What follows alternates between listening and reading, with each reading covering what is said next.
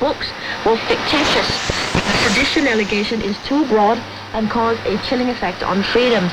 Anson Wong, a defense lawyer for Vietnam, cited a report by the United Nations Human Rights Committee, which had urged authorities to repeal the security law and avoid its use in sedition cases, as there was an overly broad interpretation and arbitrary application of the law.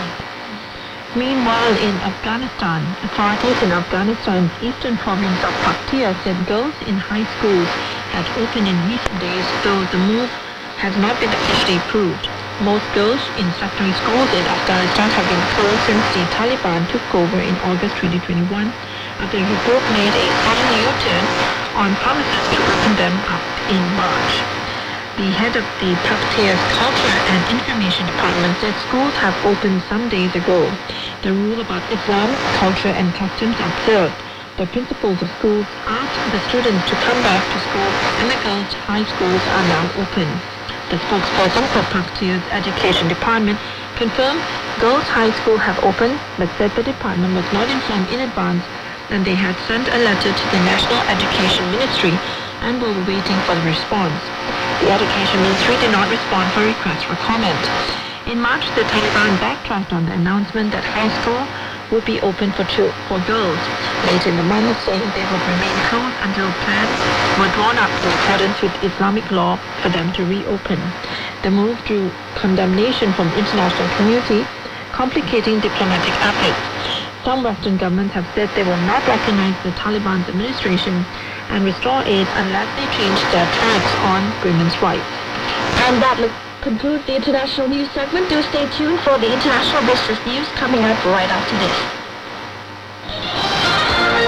For advertisements, please write to Voice of Thailand 2022@gmail.com or call 080-282-6646.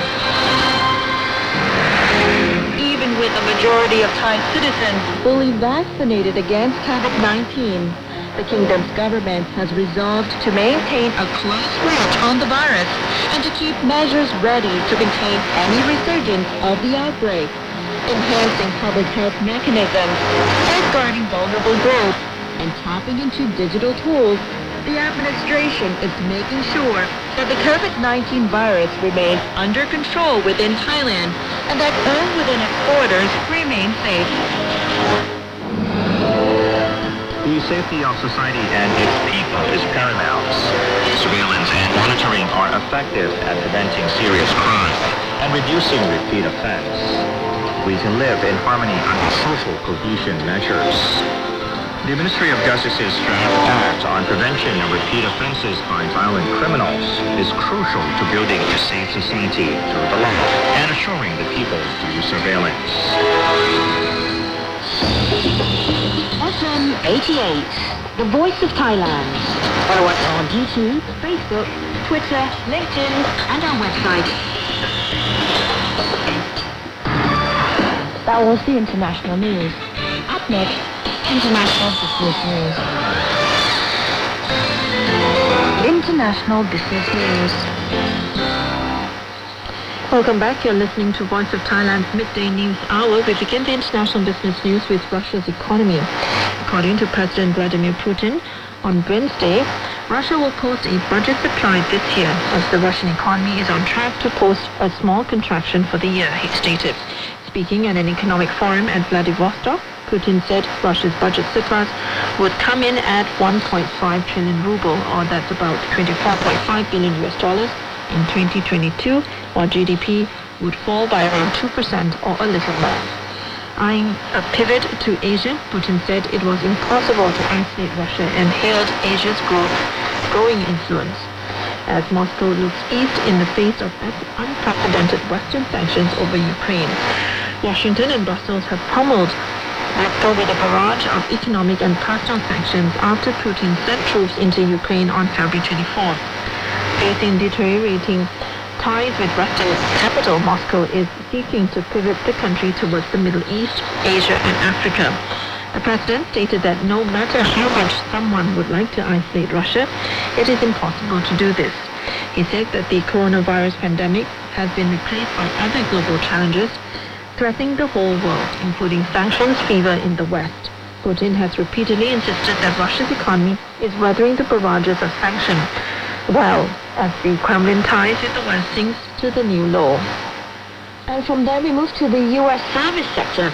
According to an industry survey released on Tuesday, the American services sector expanded at a slightly faster pace in August, amid signs of easing supply issues and slowing price gains.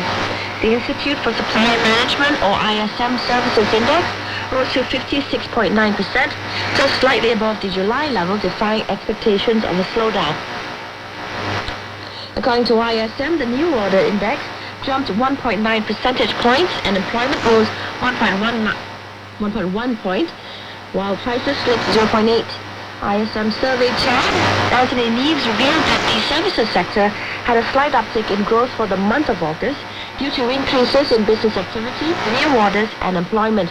Firms responding to the survey noted some supply chain, logistics, and cost improvements. However, material shortages remain a challenge. On the plus side, employment improved slightly despite a restricted labor market. The sector accounts for 2/3 of the U.S. economy and comprises a wide variety of services from education to IT to medicine. Even amid soaring U.S. inflation, the sector has grown steadily for 151 months, except for a 2-month contraction as the U.S. grappled with the beginning of the coronavirus pandemic in April and May of 2020. In contrast, growth in the manufacturing sector was flat in August. The Federal Reserve is on an aggressive campaign to combat the highest U.S. inflation in 4 decades, fueled by global supply chain challenges, raising interest rates to cool demand. Rubila Faruqi of High Frequency Economics said despite the upside surprise in the service sector, momentum is likely to moderate as the economic activity continues to adjust to the Fed rate hikes. And moving on to aluminum weakening demand, a jump in London Metal Exchange aluminum inventories is adding to a mounting evidence of weakening demand for one of the world's most important industrial metals, while some key buyers are trying to shun Russian supplies. Warehouse stockpiles tracked by the London Metal Exchange jumped by 11% on Tuesday, the biggest increase since February, and rebounded from a 3-decade low struck in August. Like several other metals, aluminum has been caught for months in a push and pull between tight physical supplies and worries about the deteriorating economic outlook. There are growing signs that consumption is suffering, which could lead to even bigger inflows into the London Metal Exchange, typically the market of last resort. Some buyers are already asking to roll forward purchase volumes under contracts for this year into 2023, according to 2 senior aluminum traders. A shift to oversupply would represent a reversal for the global aluminum market, which has faced acute shortage as construction boom boosted demand while Europe's energy crisis hobbled production. The challenges for producers look set to get worse over winter, but the surge in power and gas prices is threatening to create an even greater slump in factory output, hurting demand. Future prices on the London Metal Exchange have already reacted to the growing demand risk, with aluminum trading more than 40% below peak in March. There's also a growing concern over the role of Russian metal in the global market following the invasion of Ukraine, particularly as negotiations get underway this month for air supply contracts across the industry. Aluminum hasn't been targeted with sanctions by the US or Europe, but some major buyers, including Novelist, are seeking to avoid Russian metal in a new deal. Russian aluminum giant United Company, Rusal, saw a rise in metal inventories and raw materials over the first half of the year as production outpaced sales. The risk for the market is that large amounts of unwanted Russian metal begins to flow into the London Metal Exchange warehouses, creating distortion, said 2 senior aluminum traders. Aluminum prices on the London Metal Exchange declined 0.9% to $2,264 per ton on Tuesday. Aluminum inventories rose by 31,325 tons to 308,375 tons. And from there we move to the U.S. The U.S. Federal Reserve Vice Chair proposes to regulate high-risk stablecoin and the crypto markets. Federal Reserve Vice Chair Lael Brainard said the cryptocurrency market bears similar risk to traditional finance, but will need new regulations for situations not covered by existing laws. The Vice Chair stated while speaking at the Clearinghouse and Bank Policy Institute 2022 annual conference on Wednesday that the crypto financial system has all the same risks that investors are familiar with from traditional finance. But given the unique characteristics of crypto, there is a need for creating clear regulatory guardrails. The Vice Chair is leading the central bank's exploration of a digital US dollar, and her role as the number 2 person at the Fed makes her opinions on crypto quite significant. Brainard's latest remarks echoed her previous statements that the sector needs to meet the same safety standard as traditional finance in order to prevent it from becoming a threat to the broader financial system. The Fed Vice Chair also reiterated the risk of stable coins in her speech. She predicted that there will be a lot more of such tokens created by the private sector in the future, calling into question if the central bank should issue its own central bank digital currency or CBDC. She stated that stablecoins is one of those areas that has the most potential for risk. If not properly regulated, and of course those risks can easily spill into the main core financial system because of the vulnerable nature of stablecoins. Back in May, some $60 billion in value evaporated almost overnight after the collapse of algorithmic stablecoin Terra USD or UST. Meanwhile, some worried that the asset-backed stablecoins such as USDT or USDC may not be able to sustain significant amounts of withdrawals. In November of 2021, a committee known as the President's Working Group on Financial Markets, whose members include the likes of Fed Chair Jerome Powell and Treasury Secretary Janet Yellen, issued recommendations on stablecoins. Brainard characterized its report as very strong and said that she agrees with recommendations that stablecoins should be subject to bank-like regulation and that credential, guardrails, and the liquidity backstop are the best way to situate stablecoins. And moving on to Timor-Leste, Indonesia, South Korea, Japan, and China could all be interested in investing in a long-delayed gas project in the waters between East Timor and Australia, crucial to Asian nations' future, according to the East Timor President Jose Ramos Horta on Wednesday. Ramos Horta, named as a potential investor as his country is pushing to break stalemate with Australia over how to develop the Greater Sunrise gas field, looking to pipe the gas to East Timor instead of to Darwin, as favored by project operator Woodside Energy Group. According to the president in a speech at the National Press Club in Canberra, stated that Indonesia is a potential investor in Greater Sunrise. South Korea is one of the great potential investors as well, and so is Japan and China. He urged Australia to back a pipeline to East Timor, saying it could help turn his country into the next Dubai or Singapore, bringing in the country $50 billion in revenue and $50 billion in development benefits.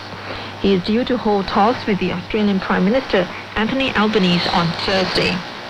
And that wraps up the International Business News segment and the Midday News Hour. Don't forget to participate in the lucky draw during the Mice Lab program by the Thailand Incentive and Convention Association, or TICA. Also stay tuned for Aya Lohas, Trade Post, and TechPad. Meanwhile, here is the APAC interview with the GIT director coming up right after this. And that concludes the International Business News. For advertisements, please write to Voice of Thailand 2022@gmail.com or call 080-282-6646. FM 88, the Voice of Thailand. Follow us on YouTube, Facebook, Twitter, LinkedIn, and our website.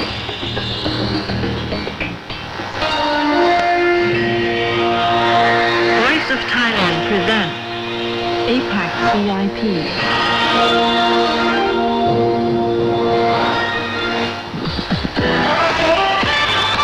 Welcome to APAC VIP interview with Sumet Prasongpongchai, the Director of Gems and Jewelry Institute of Thailand.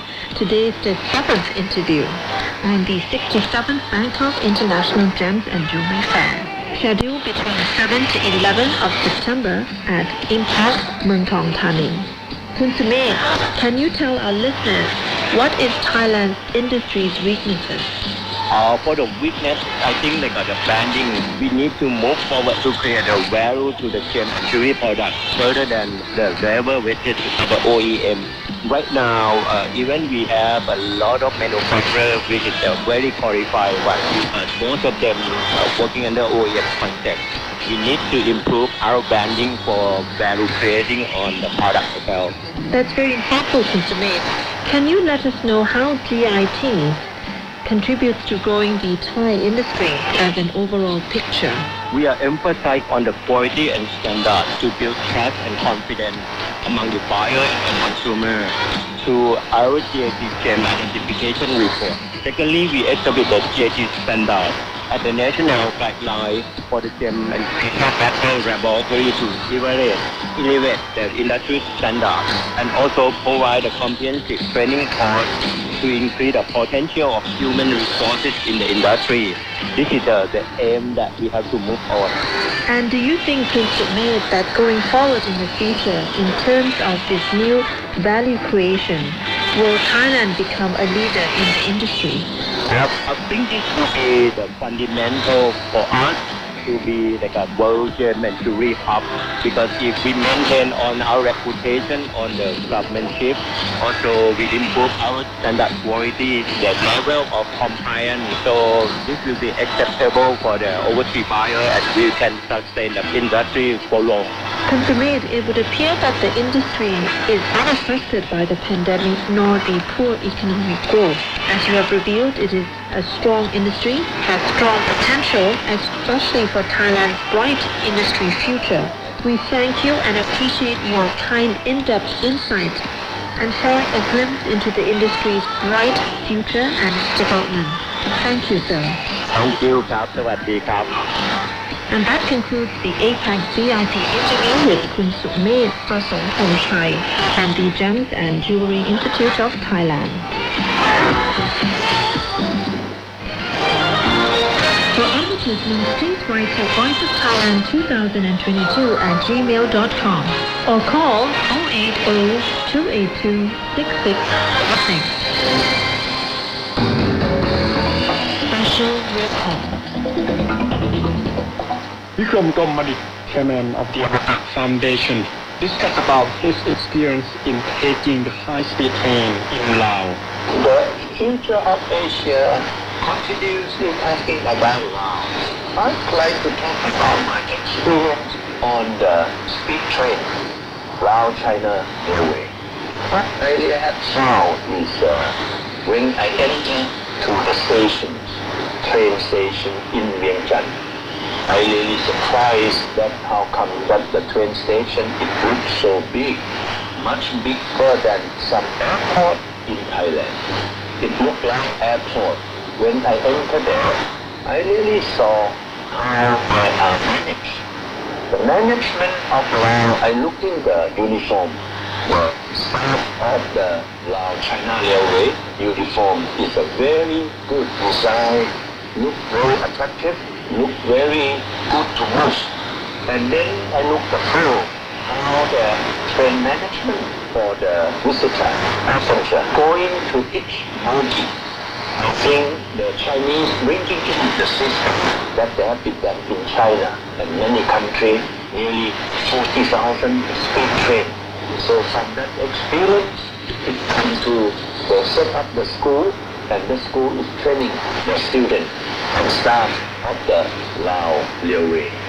So when I saw all the management to make and move passenger into the bogie, everything just very smooth and on time.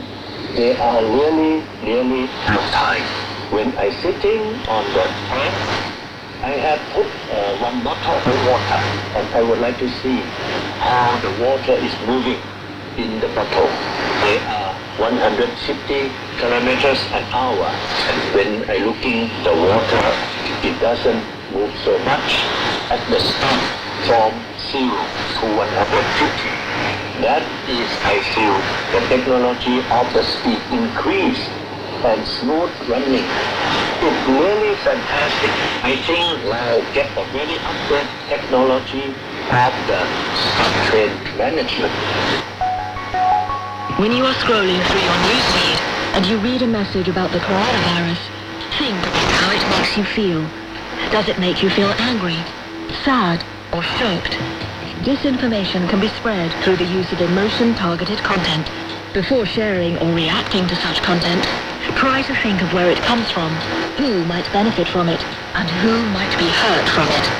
Think before clicking. Think before sharing.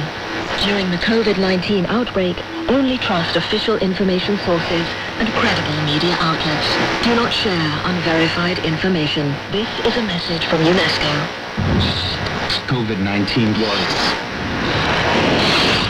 We will not give up.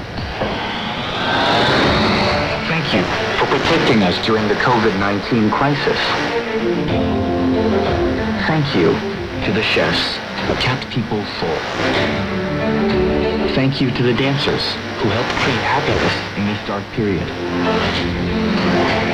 Most importantly, thank you to Thai people who have bravely endured this epidemic together. We will not give up. We can and we will to redefine the future of our nation. Let's join hands, COVID-19 warriors.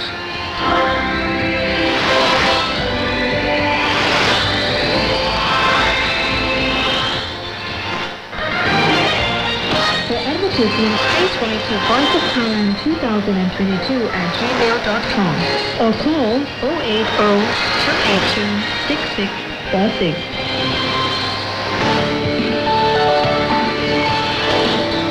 That's all for this news hour on Radio Thailand. I am Pintip Chopra. สวัสดีค่ะ And I am ดวงทิพย์สิริวงศ์สวัสดีค่ะ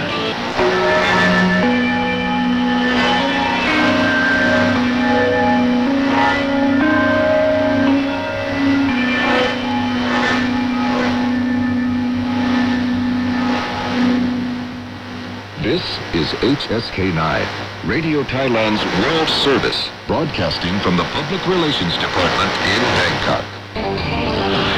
เกาะติดข่าวสารและสถานการณ์ประเทศไทยกับรายการข่าวประจำวันทางสถานีวิทยุกระจายเสียงแห่งประเทศไทย สวัสดีค่ะท่านผู้ฟังยินดีต้อนรับเข้าสู่รายการข่าวประจำวันค่ะท่านผู้ฟังคะภาคอุตสาหกรรมการท่องเที่ยวของประเทศไทยได้รับการฟื้นตัวอย่างต่อเนื่องแม้ว่าในปีนี้ทั่วโลกจะต้องเผชิญภาวะเงินเฟ้อที่ทำให้ธนาคารกลางในหลายๆประเทศประกาศขึ้นอัตราดอกเบี้ยแต่ประเทศไทยได้รับอานิสงส์ในส่วนของเงินบาทอ่อนค่าจากระดับ30 บาทต่อดอลลาร์สหรัฐมาอยู่ที่ระดับ36 ถึง 37 บาทต่อดอลลาร์สหรัฐจึงส่งผลดีต่อการใช้จ่ายท่องเที่ยวในประเทศไทยทำให้นักท่องเที่ยวมีกำลังซื้อตั๋วขึ้นและเดินทางเข้ามาเที่ยวหรือพำนักในประเทศไทยนานขึ้นการท่องเที่ยวแห่งประเทศไทยหรือทททตั้งเป้าหมายรายได้การท่องเที่ยวจากทั้งผลิตในประเทศและต่างประเท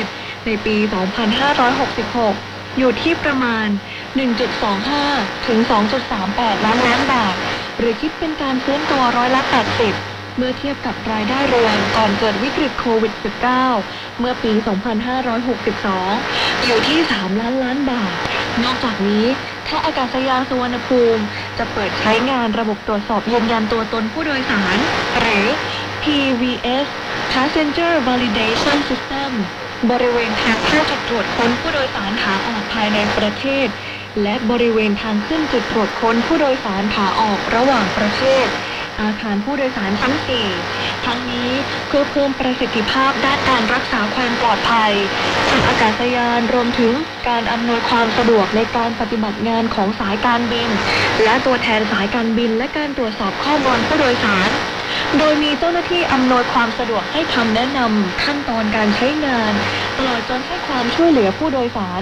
โดยระบบ PVS จะติดตั้งบริเวณทางเข้าจุดตรวจค้นผู้โดยสารขาออกภายในประเทศหลังเคาน์เตอร์เช็คอินโร C ถึง D จำนวน8ช่องตรวจบริเวณทางขึ้นจุดตรวจค้นผู้โดยสารขาออกระหว่างประเทศโซน 2หลังเคาน์เตอร์เช็คอินโร J ถึง K จำนวน2ช่องตรวจและหลังเคาน์เตอร์เช็คอิน